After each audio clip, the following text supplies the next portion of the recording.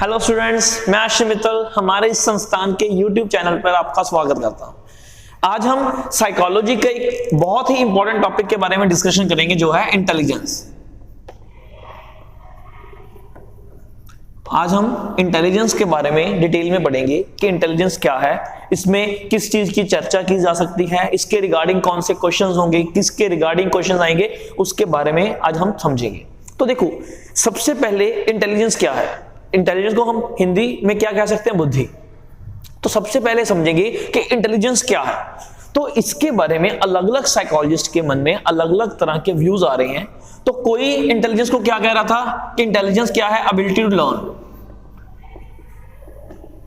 Ability to learn, ability to learn is called psychology, is called intelligence. कुछ क्या कह रहे थे? नहीं, एबिलिटी टू लर्न नहीं, ability to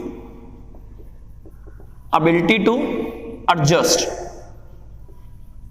ability to adjust is called intelligence।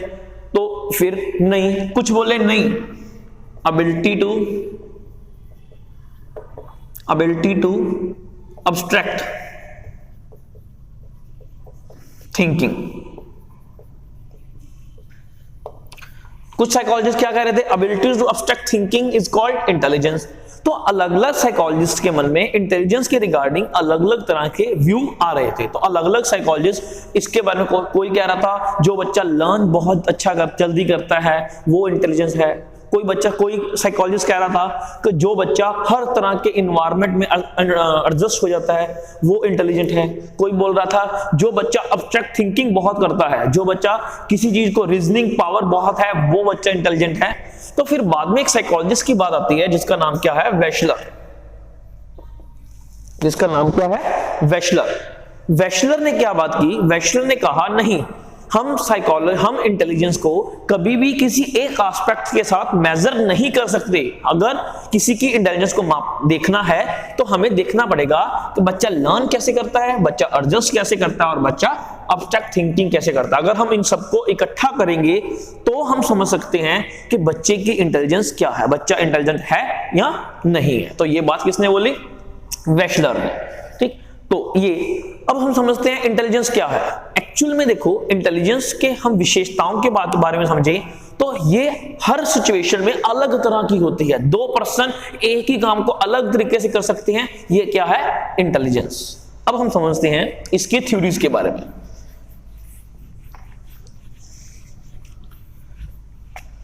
सबसे पहले हम बात करते हैं थ्योरीज की। फर्स्ट थ्योरी हम बात करते हैं वन फैक्टर थ्योरी।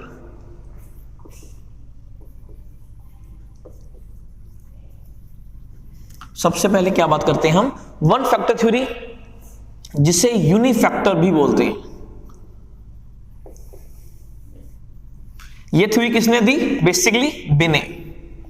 इस थ्योरी के रचनात्मक किसे माना जाता है? बिनेट को बोला जाता है। जब बिनेट को बोला जाता है, ये थ्योरी में बिने के साथ हेल्प कर रहे थे वो कौन थे? Stern, Johnson. ये दो साइकोलॉजिस्ट इनकी हेल्प कर रहे थे। पर अगर आपको क्वेश्चन आएगा कि वन फैक्टर थ्योरी किसने दी, तो आंसर क्या आएगा? बिने। अब आप बोलोगे बिने कौन है? बिने के बारे में देखो, एक बात इंपॉर्टेंट है। फर्स्ट, पियाजे, जिसने कौन सी थ्योरी दी थी? Cognitive development. पियाजे ने बिने की लेबोरेटरी में काम किया था 1920 में। उसके बाद ही उसने वो थ्योरी दी थी, कॉग्निटिव डेवलपमेंट थ्योरी। सेकंड, बिने के बारे में कौन सा कंसेप्ट आता है? Mental as, MA। अगर आपको क्वेश्चन आएगा कि मेंटल एज कंसेप्ट किसने दिया, तो आंसर क्या आएगा? बिने। किस में दिया? कौन सी जो टेस्ट में दिया, तो कौन सा आएगा? बिने सिमन टेस्ट 1905। क्लियर? इस थ्योरी में बिने ने क्या कहा? अगर कोई बच्चा किसी एक फील्ड में अच्छा है तो वो सभी फील्ड्स में अच्छा है। मतलब किसी एक फील्ड को देखकर हम बच्चे की इंटेलिजेंस को पता कर सकते हैं कि बच्चा दूसरी फील्ड में किस तरह का होगा। पर इस थ्योरी की बुरी तरह आलोचना हुई।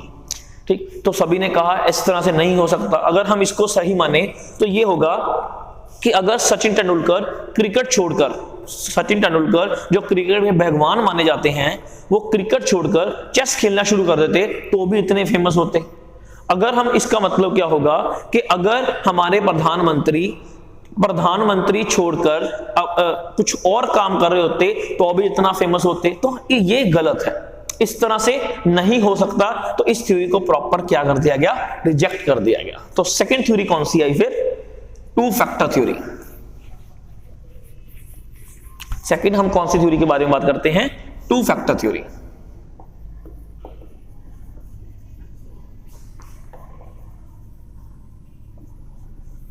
टू फैक्टर थ्योरी ये किसने दी, स्पीयरमैन ने। देखो स्पीयरमैन ने क्या कहा कि एक फैक्टर नहीं होता, हम किसी एक फैक्टर के साथ किसी की इंटेलिजेंस को नहीं मेजर कर सकते, हमें मेजर करने के लिए कितने फैक्टर चाहिए, टू चाहिए। कौन कौन से फैक्टर की बात की इन्होंने, general factor and specific factor. कौन कौन से फैक्टर की बात की इन्होंने, जनरल और स्पेसिफिक। जनरल फैक्टर्स कौन से होते हैं, मतलब वो फैक्टर्स जो सब में पाए जाते हैं, मतलब हर एक बच्चे में कॉमनली जो नॉर्मल फैक्टर्स होते हैं वो कौन से हैं, general factor. And specific factor कौन से हैं, जो फैक्टर्स मुझे दूसरे पर्सन से अलग कर रहे हैं, जो फैक्टर मुझे दूसरे से अलग कर रहे हैं, जब मुझे दूसरे से आगे लेके जा रहे हैं, वो में से कौन से फैक्टर्स हैं, स्पेसिफिक फैक्टर्स। तो इन्होंने कहा कि जब जनरल फैक्टर के साथ स्पेसिफिक फैक्टर जुड़ता है तो बच्चा अपनी एबिलिटीज को दूसरों से जल्दी करता है, अपने एक्टिविटीज को, अपने काम को दूसरों से जल्दी करता है। अब इसका क्वेश्चन आता है कि किसी काम को करने के लिए कौन सी एबिलिटी का होना जरूरी है, तो सभी आंसर लगाते हैं स्पेसिफिक, जो कि गलत है। तो आंसर क्या आएगा, ग्रुप फैक्टर। अगर क्वेश्चन आएगा कि अगर हम किसी काम को किसी दूसरे से जल्दी करना चाहते हैं तो हमें कौन सा फैक्टर होना चाहिए, तो कौन सा फैक्टर होएगा, स्पेसिफिक फैक्टर। बाद में इन्होंने अपनी थ्योरी में एक नया फैक्टर ऐड किया जिसका नाम क्या था, ग्रुप फैक्टर। इसका नाम क्या था, ग्रुप फैक्टर। देखो अब ग्रुप फैक्टर सिर्फ पॉइंट है, इनके ये फैक्टर ऐड होने से थ्योरी का नाम ग्रुप फैक्टर थ्योरी नहीं पड़ेगा। अगर क्वेश्चन आएगा कि ग्रुप फैक्टर थ्योरी किसकी है, तो आंसर क्या आएगा, थ्रस्टन आंसर आएगा। इसके ऐड होने से इसका नाम क्या पड़ गया, एक और, three factor theory. Three factor theory, जिसमें इन्होंने कहा कि थर्ड फैक्टर क्या है कि बच्चे में स्पेसिफिक फैक्टर, जनरल फैक्टर के साथ स्पेसिफिक फैक्टर एक से बढ़कर भी हो सकता है, एक से ज्यादा फील्ड्स में भी हो सकता है, तो उसे क्या बोलेंगे हम, स्पेसिफिक फैक्टर। एग्जांपल देते हैं, देखो जैसे अगर मैं कहूं कि मेरे को एसएसटी आता है, एसएसटी में हम 4 सब्जेक्ट की बेसिकली बात करते हैं, history, civics, political science, geography and economics. Basically हम 4 सब्जेक्ट्स की बात कर रहे हैं। अगर मैं कहूं कि मेरे को एसएसटी आती है, दैट मींस मैं किस फैक्टर की बात कर रहा हूं, जनरल फैक्टर्स की। अगर मैं कहूं कि मेरे को ये दो तो बहुत अच्छे आते हैं पर ये नहीं आते बिल्कुल भी, तो मैं कौन से फैक्टर की बात कर रहा हूं, ग्रुप फैक्टर की। और अगर मैं कहूं कि मेरे को सिर्फ इकोनॉमिक्स बहुत अच्छी आती है, तो मैं किसकी बात कर रहा हूं, स्पेसिफिक फैक्टर की बात कर रहा हूं। ये बेसिकली ये डेफिनेशन, ये एग्जांपल आपकी थ्योरी को प्रॉपर्ली आपको समझा रही होगी। Next third theory. थर्ड हम बात करते हैं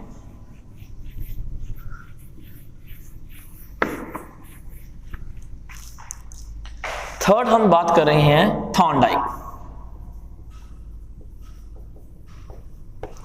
थॉर्नडाइक कौन सी थ्योरी थी, मल्टीपल फैक्टर थ्योरी। देखो अगर क्वेश्चन आएगा मल्टीपल इंटेलिजेंस थ्योरी, तो आंसर क्या आएगा, गार्डनर। अगर आएगा मल्टीपल फैक्टर थ्योरी, तो आंसर क्या आएगा, थॉर्नडाइक। दूसरी बात, जब भी ये क्वेश्चन आता है ना कि नीचे लिखे निम्नलिखित में से थॉर्नडाइक की थ्योरी का नाम बताओ, तो सभी ना ट्रायल एंड एरर ना होने की वजह से आंसर क्या लगा देते हैं, none of this. Trial and error ढूंढ रहे हैं बस। पर समझो कि थॉर्नडाइक ने लर्निंग की बात की है, लर्निंग में कौन सी थ्योरी दी है थॉर्नडाइक ने, ट्रायल एंड एरर थ्योरी। और अगर क्वेश्चन आए कि थॉर्नडाइक ने इंटेलिजेंस में कौन सी थ्योरी दी है, तो आंसर क्या आएगा, मल्टीपल फैक्टर्स थ्योरी, जिसमें उन्होंने कहा कि नहीं, हमें कोई एक या दो फैक्टर नहीं होते, हमें कई तरह के फैक्टर्स होते हैं। जिसमें उन्होंने 4 स्टेप्स की बात की। First, level, range, area and speed. इन्होंने 4 फैक्टर्स की बात की, लेवल, रेंज, एरिया और स्पीड। लेवल का मतलब क्या है? देखो, सबसे पहले इन्होंने बात की कि अगर किसी के इंटेलिजेंस को देखना है तो उसका लेवल देखो, कि उसका लेवल मतलब डिफिकल्टी ऑफ द टास्क, जो बच्चा जो काम को कर रहा है उसका डिफिकल्टी लेवल क्या है। Range, number of activities, number of activities. Second, उन्होंने क्या बात की, फिर उसकी रेंज देखनी पड़ेगी कि वो एक लेवल पर आकर, एक डिफिकल्टी लेवल पर पहुंचकर कितने तरह के, देखो जैसे मैं कहूं कि उसका डिफिकल्टी लेवल ये है, अब इस लेवल पर वो कितने तरह के काम कर पा रहा है, ये उसकी क्या है, रेंज। थर्ड है एरिया, मतलब जो वो ये काम कर रहा है उसका एरिया क्या है, मतलब घर घर में कर पा रहा है, स्कूल में कर पा रहा है, अपने कॉलेज में कर पा रहा है, किसी दूसरे के कॉलेज में कर रहा है, स्टेट लेवल पे कर रहा है, नेशनल लेवल पे कर रहा है, तो उसका रेंज क्या है, उसका एरिया क्या है। लास्ट, स्पीड, मतलब वो ये सारे काम को कितनी तेजी से कर रहा है, कितनी जल्दी या कितनी तेजी से कर रहा है, वो है स्पीड। अकॉर्डिंग टू थॉर्नडाइक, अगर हम इन चारों चीजों में बच्चा बढ़िया होगा तो बच्चा इंटेलिजेंट है, नहीं तो नहीं है। नेक्स्ट बात, नेक्स्ट जो इसका क्वेश्चन आता होता है, types of intelligence. Types of intelligence according to Thorndike, types of intelligence. तो इन्होंने फर्स्ट बात की concrete intelligence, second abstract and third social intelligence.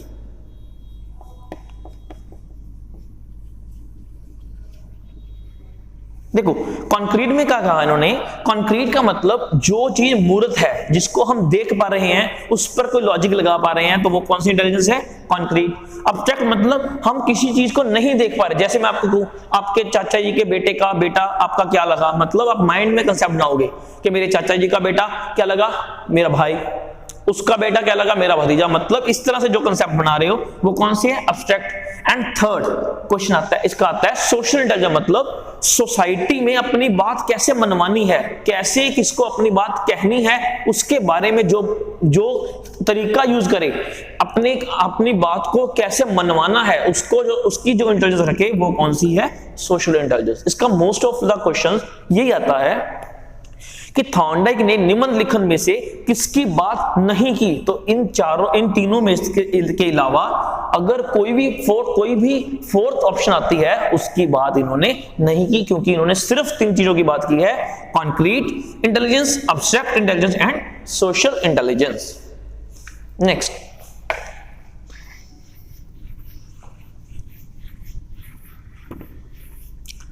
Next हम समझते हैं गार्डनर थ्योरी। गार्डनर की कौन सी थ्योरी है, multiple intelligence theory.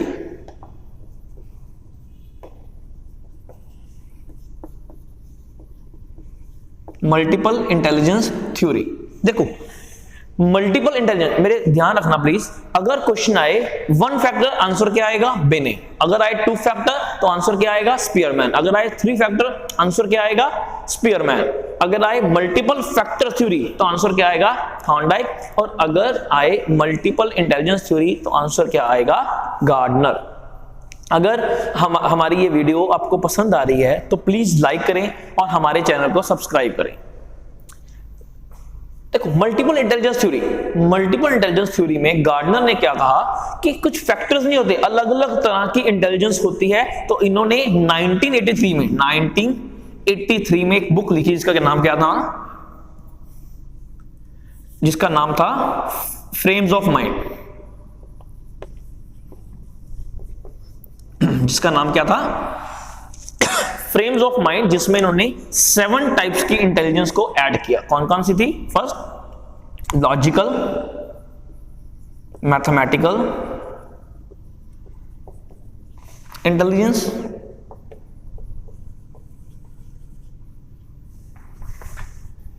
Second linguistic,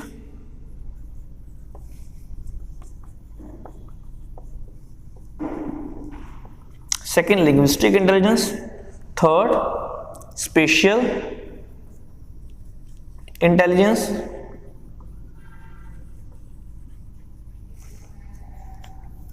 fourth physical,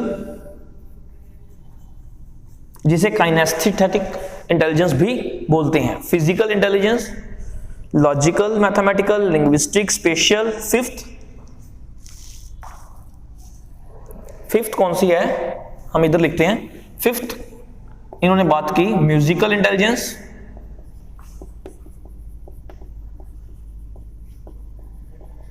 sixth intrapersonal intelligence, seventh interpersonal.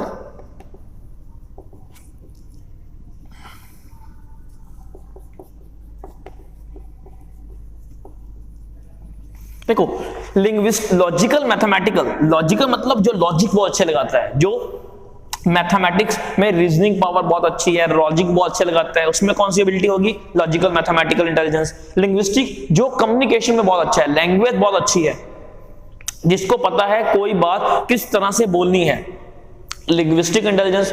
Special जो स्पेस को समझता है, जो सिर्फ डायरेक्शन, जैसे हम कह सकते हैं पायलट डायरेक्शंस को समझता है कि किस तरह किधर होगा, किस तरह से होगा, चला सकते हैं, कौन सा एरिया होगा। जहां आर्किटेक्ट की बात कर सकते हैं कि आर्किटेक्ट जो स्पेस को देखकर माइंड मैपिंग बना लेता है। फिजिकल जहां काइनेस्थेटिक में क्या होगा, जो जिम वर्कर हो गए, जो फिजिकल एक्टिविटी में मजबूत है, जैसे मजदूर हो गए, फिजिकल एक्टिविटीज में मजबूत हैं, वो कौन सी इंटेलिजेंस है, फिजिकल। म्यूजिकल जो म्यूजिक की नॉलेज रखते हैं, जिनको पता है क्या सही है, कौन सा कहां पर सुर सही था, कहां पे नहीं सही था, कहां पे कौन सा सुर आना चाहिए था, म्यूजिकल इंटेलिजेंस। मेन है इंट्रापर्सनल। इंट्रा होता है अपने आप को समझना, जो अपने आप को समझने की एबिलिटी रखते हैं कि उनमें क्या गुण है, क्या अवगुण है, जैसे योगी, महात्मा, उनकी बात कर सकते हैं हम इंट्रापर्सनल में। इंटरपर्सनल क्या है, दूसरे, इंटर मतलब दूसरे को समझने की एबिलिटी, कि दूसरे की एक्टिविटीज या दूसरे को समझने की एबिलिटी, वो कौन सी, इसकी बात की, इंटरपर्सनल इंटेलिजेंस। क्लियर। इन्होंने 7 टाइप्स की इंटेलिजेंस की बात की। बाद में इन्होंने एक अपनी बुक को इनको ने थोड़ा मॉडिफाई किया और 2 नई इंटेलिजेंस को ऐड किया। 1999 में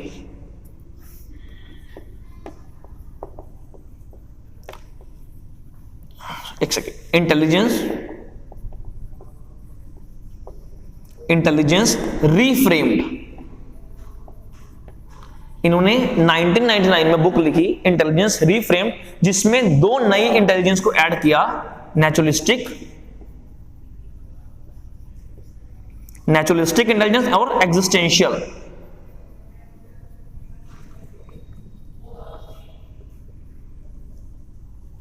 एग्जिस्टेंशियल, नेचुरलिस्टिक में क्या कहा, जो नेचर की नॉलेज रखते हैं। एग्जिस्टेंशियल में जो एग्जिस्टेंस को मानते हैं, जो मेटा वर्ड को मानते हैं, जो उस चीज को भी देख पा रहे हैं जिसको हम अपनी आंखों से, नॉर्मल आंखों से नहीं देख पा रहे, उसमें क्या है, एग्जिस्टेंशियल इंटेलिजेंस। तो ये इन्होंने 9 टाइप्स ऑफ इंटेलिजेंस की बात की। इसका क्वेश्चन आता होता है कि गार्डनर थ्योरी जो है, गार्डनर ने अपनी थ्योरी में किस इंटेलिजेंस को बिल्कुल इग्नोर किया, तो किस इंटेलिजेंस को इग्नोर किया इन्होंने, इमोशनल इंटेलिजेंस को। किसको इग्नोर किया इन्होंने, इमोशनल इंटेलिजेंस। Next theory,